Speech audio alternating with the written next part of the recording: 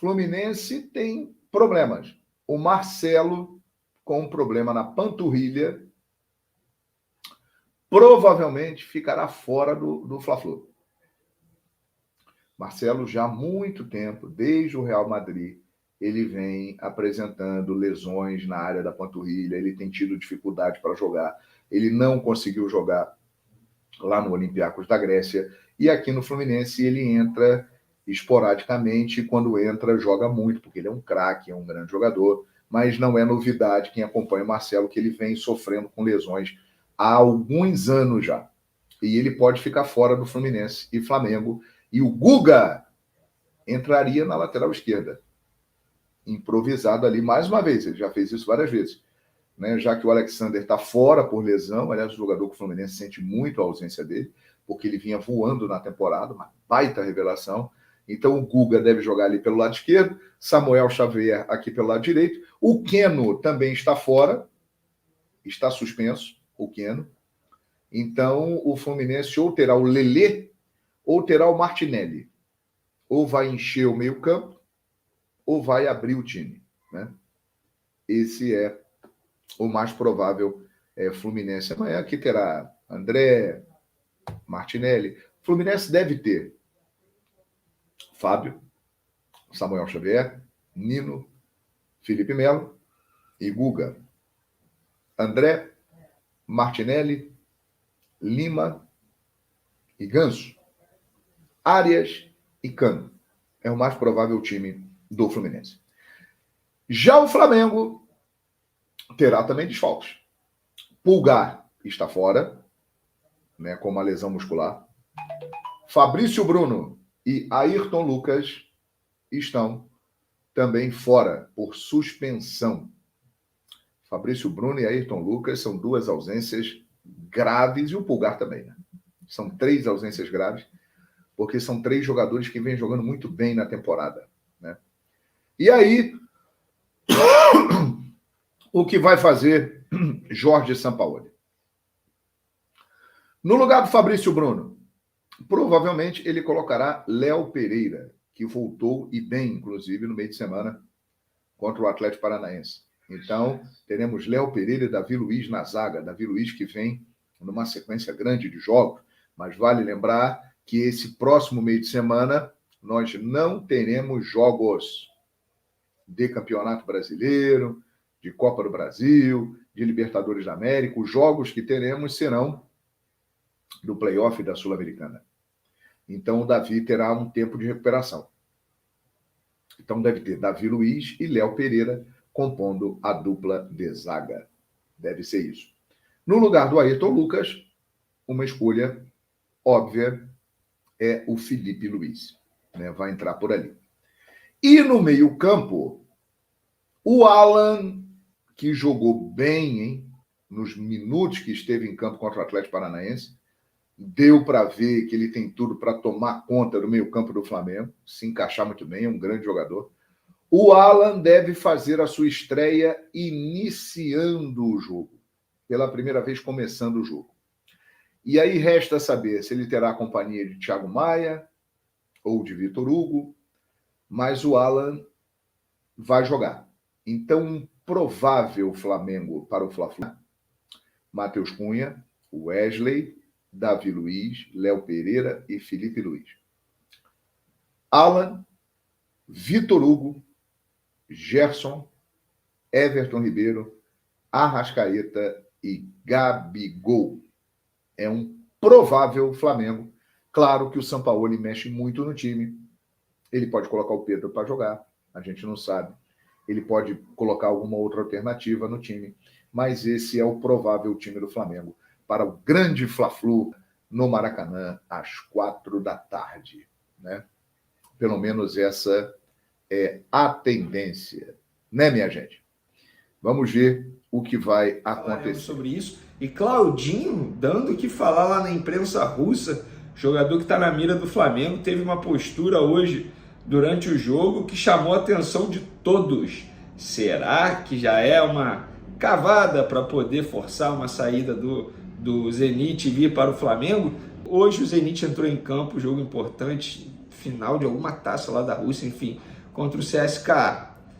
Tá? O jogo foi para penalidade máxima, o Claudinho foi substituído durante o jogo e ele não gostou nem um pouco, saiu resmungando, reclamando com o treinador, ele nem sequer ficou no banco de reservas, foi direto para o vestiário, revoltado. A cena chamou a atenção de todos, não só da imprensa brasileira, carioca, obviamente que os flamenguistas nas redes sociais chamaram a atenção para isso, mas também a imprensa russa ficou espantada com a atitude do jogador, que não é de ter essa atitude.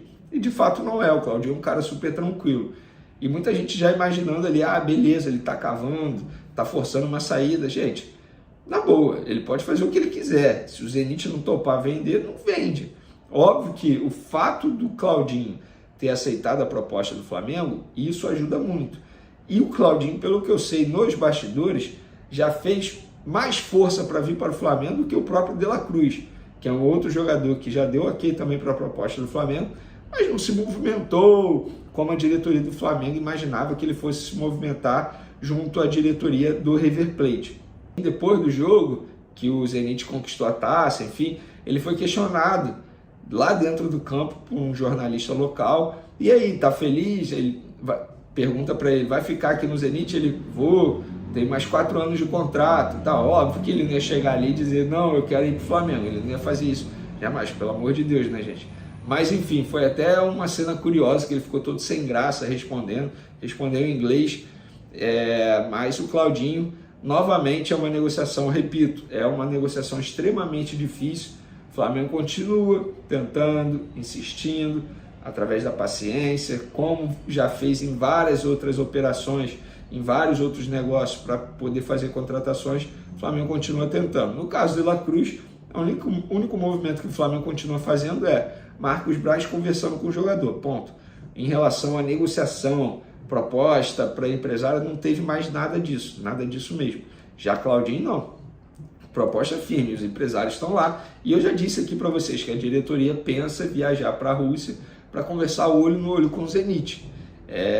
O Flamengo quer muito a contratação do Claudinho, tanto é que, vou falar novamente, Flamengo não abriu negociação pelo Wendel justamente para não atrapalhar na negociação com o Claudinho. Poxa, Vene, mas o que tem a ver? Óbvio que tem a ver.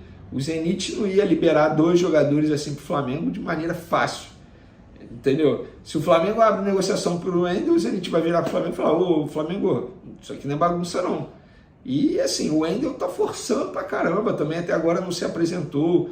O próprio treinador e o dirigente do Zenit hoje, depois do jogo, falaram, de fato o Wendel não vai ficar, mas até o momento nenhum clube interessado nele. Então assim, até o momento é uma situação muito complicada para o Wendel, uma indefinição da carreira dele, porque ele quer voltar para o futebol brasileiro, mas precisa também de uma proposta. O Flamengo, até onde eu sei, não fez nenhuma proposta justamente para não influenciar de maneira direta mesmo na negociação com o Claudinho, que é o foco da diretoria do Flamengo nesse momento. Mauro, Vanderlei, Vampeta, tá aí. O Claudinho na mira do Flamengo, enviou a primeira proposta oficial. Flamengo com a confiança lá em cima, né? Cada vez mais entrosado com o Jorge Sampaoli, contratando, buscando jogadores de qualidade, jogadores que chegam para jogar. Flávio, Vanderlei, Vampeta e Mauro.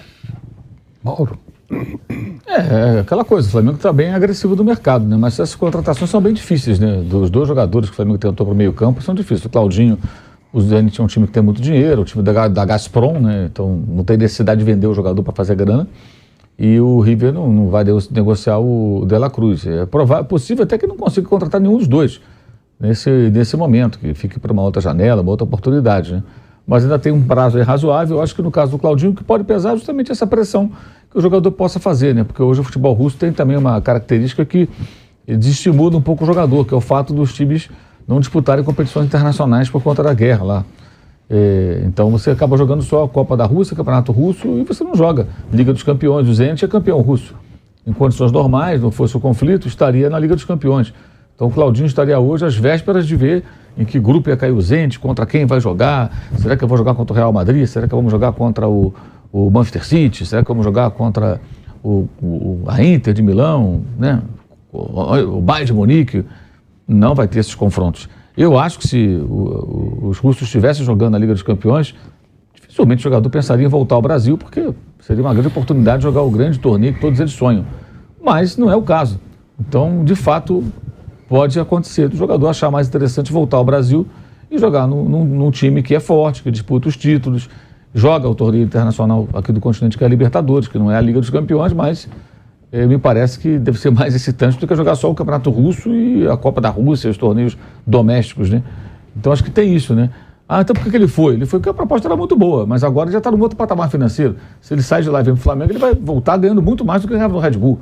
Ele já atingiu esse patamar. Então ele pode ganhar hoje do Brasil, que é o caso.